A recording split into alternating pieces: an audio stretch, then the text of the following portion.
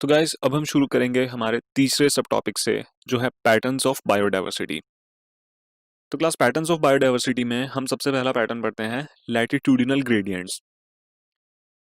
आपके सामने एक अर्थ का डायग्राम है। अब हम अर्थ के सेंटर से एक लाइन खींचें, उसे हम कहते हैं इक्वेटर। तो क्लास इक्वेटर पे टेम्परेचर सबसे ज़्यादा होता है और इस रीजन में जो भी जगह प्रेजेंट हैं, जो भी कंट्रीज प्रेजेंट हैं, वहाँ पे गर्मी बहुत ज़्यादा होती है। अर्थ के ऊपर और नीचे जो एंड्स होते हैं उन्हें हम कहते हैं पोल्स। जो नॉर्थ साइड है उसे हम कहते हैं नॉर्थ पोल और साउथ साइड को कहते हैं साउथ पोल। तो क्लास पोल्स में टेम्परेचर हमेशा कम रहता है और यहाँ पे ठंड रहती है। तो देखा यह गया है कि इक्वेटोरियल रीजन में, यानी कि जहाँ से इक्वेटर निकलता है, वहाँ पे डाइवर्सिटी का अमाउंट बहुत ज़्यादा रहता है। और जैसे जैसे हम इक्वेटर से पोल्स की तरफ मूव करते हैं, चाहे वो नॉर्थ हो या साउथ हो, डाइवर्सिटी का अमाउंट कम होता जाता है। इस पैटर्न को हम एक एग्जाम्पल से समझेंगे। क्लास ये पिक्चर है कोलंबिया कंट्री की। कोलंबिया इक्वेटर के पास देखने को मिलती है, इसीलिए यहाँ पे बर्ड की स्पीसीज 1400 है। ऐसे ही न्यूयॉर्क, जो कि यूएसए में एक सिटी है, वो इक्वेटर से 41 डिग्री नॉर्थ में देखने को मिलती है, इसीलिए यहाँ बर्ड स्पीसीज डाइवर्सिटी है 105। ऐसे ही अगर हम और ऊपर जाएं, यानी कि पोल्स की तरफ जाएं, तो हम पहुंचेंगे ग्रीनलैंड। ग्रीनलैंड इक्वेटर से 71 डिग्री नॉर्थ है और यहाँ पे बर्ड स्पीसीज और कम हो जाती हैं, जो है 56। तो देखा आपने, जैसे जैसे हम इक्वेटर से नॉर्थ पोल की तरफ मूव कर रहे हैं, बर्ड्स की स्पीसीज कम होती जा रही हैं। अगर हम बात करें अपने इंडिया की, जो कि इक्वेटर के पास ही प्रेजेंट है, तो हमारे इंडिया में मिलती है 1200 स्पीसीज ऑफ बर्ड्स। तो क्लास अब हम चलेंगे अमेजोन के जंगलों में। क्लास अमेजोन की बात करना यहाँ ज़रूरी इसलिए है क्योंकि अमेजोन जो है वो हमारी अर्थ पे प्रेजेंट सबसे बड़ा रेन फॉरेस्ट है। ये इतना बड़ा है कि आधे से ज़्यादा साउथ अमेरिका तो अमेजोन ने ही कवर किया हुआ है।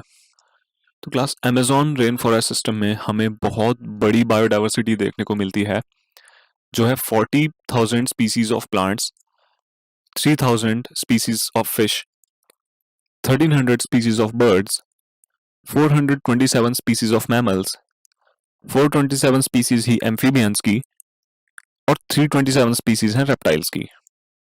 इसके अलावा हमें अमेजोन में 1,25,000 स्पीसीज मिलेंगी इनवर्टिब्रेट्स की और कम से कम 2 मिलियन स्पीसीज मिलेंगी इंसेक्ट्स की। और इसके बाद भी बहुत सारे ऐसे स्पीसीज बच जाएंगे जिनको अभी तक डिस्कवर नहीं किया गया है।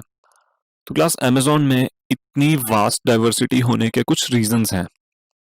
तो पहला रीजन है क्लास कि ट्रॉपिकल रीजन, जो कि अमेजोन भी है, ये रीजन्स बहुत समय से अनडिस्टर्ब्ड रहे हैं, यानी कि इनका टेम्परेचर या फिर इनका जो टोटल एनवायरनमेंट है ओवरऑल, वो बहुत समय से ज़्यादा चेंज नहीं हुआ है। इस वजह से यहाँ रहने वाली स्पीसीज के पास काफ़ी टाइम था डाइवर्सिफाई होने के लिए, इसीलिए ट्रॉपिक्स में हमें इतनी ज़्यादा स्पीसीज डाइवर्सिटी देखने को मिलती है। दूसरा रीज़न ये है कि ट्रॉपिक रीजन में वेदर लगभग सेम रहता है, मौसम जो है वो ज़्यादा बदलता नहीं और यहाँ पे सनलाइट का अमाउंट बहुत ज़्यादा होता है। तो क्लास अब हम पैटर्न्स ऑफ बायोडाइवर्सिटी में एक मैथमेटिकल रिलेशनशिप को समझेंगे, जिसे हम कहते हैं स्पीसीज एरिया रिलेशनशिप। ये मैथमेटिकल अप्रोच दी थी एक बहुत ही बड़े जर्मन साइंटिस्ट ने, जिनका नाम था अलेक्जेंडर वॉन हम्बोल्ट। तो गाइस, अलेक्जेंडर वॉन हम्बोल्ट को ये रिलेशनशिप का कॉन्सेप्ट तब समझ में आया था जब ये साउथ अमेरिका के जंगलों में एक्सपेडिशंस ले रहे थे। तो क्लास वॉन हम्बोल्ट ने हमें ये बताया था कि अगर एक पर्टिकुलर जोग्राफिकल रीजन को हम एक्सप्लोर करते हैं तो हमें उस एरिया में स्पीसीज रिचनेस देखने को मिलती है, लेकिन एक लिमिट के बाद हमें अलग स्पीसीज इतनी बंद हो जाती हैं।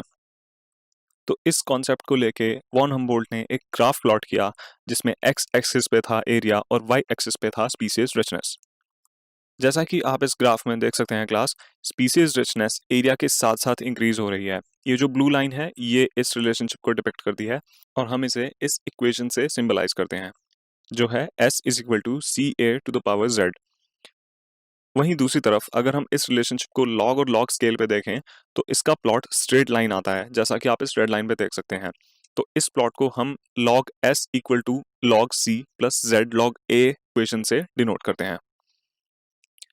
तो क्लास, जैसा कि हमने थोड़ी देर पहले पढ़ा कि स्पीसीज रिचनेस और एरिया के बीच में रिलेशनशिप लॉगरिथमिक स्केल पे स्ट्रेट लाइन का आता है। और फिर उससे इक्वेशन बनती है log s equal to log c plus z log a। इसमें s डिनोट करता है स्पीसीज रिचनेस को, a डिनोट करता है एरिया को, z डिनोट करता है स्लोप ऑफ द लाइन यानी कि रिग्रेशन कोफिशिएंट को, और c डिनोट करता है y इंटरसेप्ट को। तो गाइस जो z है यानी कि स्लोप ऑफ द लाइन है उसकी वैल्यू जनरली 0.1 से 0.2 के बीच में लाई करती है, लेकिन ये तभी एप्लीकेबल है जब हम छोटे रीजन्स की बात कर रहे हैं, जैसे कि ब्रिटेन के मोलस्क, न्यूयॉर्क के प्लांट्स और जर्मनी के बर्ड्स। तो मान लीजिए अगर हम यहाँ पे जर्मनी की बात करते हैं तो जर्मनी का एरिया और उस एरिया में जितने भी स्पीसीज की बर्ड्स प्रेजेंट हैं उनका अगर हम एक ग्राफ प्लॉट करेंगे तो उसके z की वैल्यू 0.1 से 0.2 के बीच में आएगी। और सेम चीज अप्लाई होती है न्यूयॉर्क और ब्रिटेन में भी, और दुनिया के हर छोटे रीजन में ये रूल अप्लाई होता है। लेकिन क्लास अगर हम बड़े रीजन्स की बात करें जैसे कि पूरे के पूरे कॉन्टिनेंट्स, तो उसमें हमें z की वैल्यू 0.6 से 1.2 के बीच में लाई होती हुई दिखती है।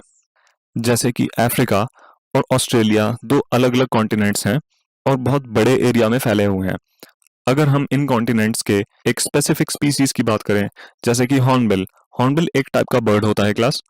तो इस सिनेरियो में अगर हम स्पीसीज एरिया रिलेशनशिप का ग्राफ प्लॉट करेंगे तो उसमें हमें z की वैल्यू 0.6 से 1.2 के बीच में आई होती हुई दिखेगी, जो कि पहले से काफी ज्यादा है।